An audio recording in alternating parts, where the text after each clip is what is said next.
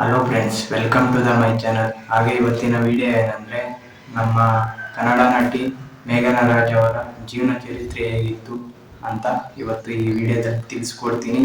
ಹಾಗೆ ಯಾರು ಸ್ಕಿಪ್ ಮಾಡಿದರೆ ನೋಡಿ, ಹಾಗೆ ನಮ್ಮ ಚಾನಲ್ಗೆ ಯಾರು ಸಬ್ಸ್ಕ್ರೈಬ್ ಮಾಡಿದ್ರೆ ನೋಡ್ತಿದ್ರೆ ಸಬ್ಸ್ಕ್ರೈಬ್ ಮಾಡ್ಕೊಳ್ಳಿ. ಬನ್ನಿ ಸ್ಟಾರ್ಟ್ ಮಾಡೋಣ.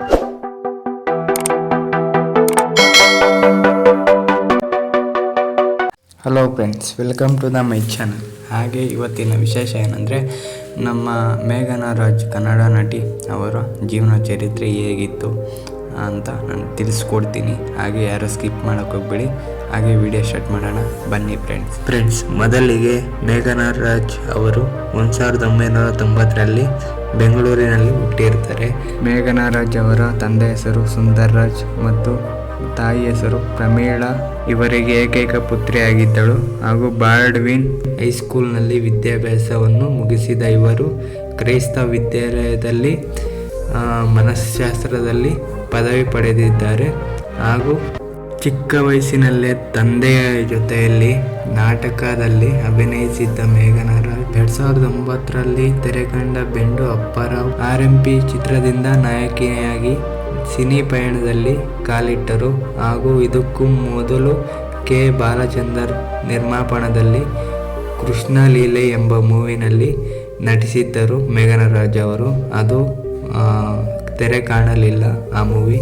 ಹಾಗೂ 2010ರಲ್ಲಿ ತೆರೆಕಂಡ ಯೋಗೇಶ್ ಚಿತ್ರ ಪುಂಡ ಎಂಬ ಮೂವಿನಲ್ಲಿ ಭರ್ಜರಿ ಜಯ ಸಿಕ್ಕಿತ್ತು ಅಂತ ಹೇಳ್ಬೋದು.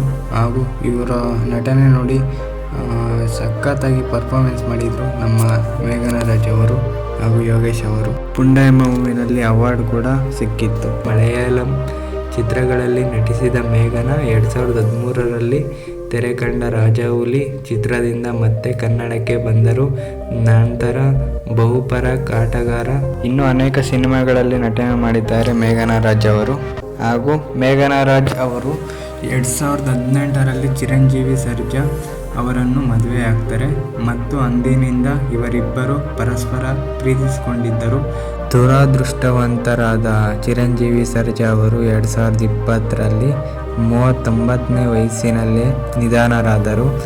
ಈ ಅಕಾಲಿಕ ಮರಣವು ಅವರ ಪ್ರೀತಿ ಪಾತ್ರವನ್ನು, ವಿಶೇಷವಾಗಿ ಅವರ ಹೆಂಡತಿ ಮೇಘನಾ ರಾಜ್ ಅವರನ್ನು ಈ ಸಮಯದಲ್ಲಿ ತಮ್ಮ ಮಗುವನ್ನು ಗರ್ಭದಲ್ಲಿಯೇ ಜೋಪಾನ ಮಾಡಿಕೊಂಡು ಅವರ ಮಗ ರಾಯನ್ ರಾಜ್ ಸರ್ಜಾ ಅದೇ ವರ್ಷ ಅಕ್ಟೋಬರ್ನಲ್ಲಿ ಜನಿಸಿದರು.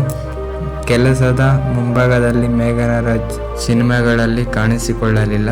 ಫ್ರೆಂಡ್ಸ್, ನಮ್ಮ ವಿಡಿಯೋ ಸ್ವಲ್ಪನಾದರೂ ಇಷ್ಟ ಆಗಿದ್ರೆ ಒಂದು ಲೈಕನ್ನು ಕೊಡಿ. ಹಾಗೆ ನಮ್ಮ ಚಾನಲ್ಗೆ ಯಾರು ಸಬ್ಸ್ಕ್ರೈಬ್ ಮಾಡಿದಿರಂಗೆ ನೋಡ್ತಿದ್ದೀರಾ ಅವರೆಲ್ಲ ಸಬ್ಸ್ಕ್ರೈಬ್ ಮಾಡ್ಕೊಳ್ಳಿ. Thanks for the watching.